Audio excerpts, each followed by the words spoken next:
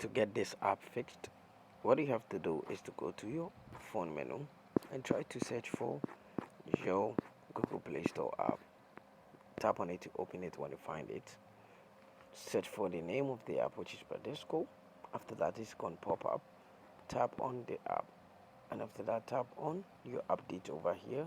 If you can't see update over here, don't tap on the open, but rather go back and try to search for the name of the app. When you find the app, just tap on it for some while, and this is going to pop up. What you have to do is to tap on the app info to get to the app info of the app.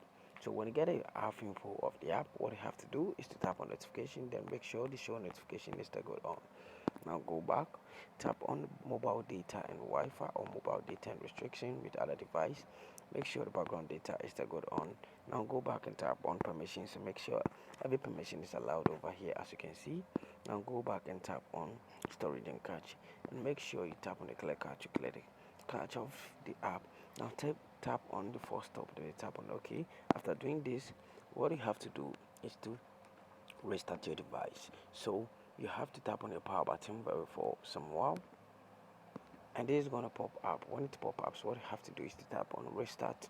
If you can't find restart on your file, then try to turn off your phone and turn on it again, and then this problem is going to be fixed. If you can't find reboot, it's the same thing. Thank you for watching this video, and I hope this video has been helpful to you.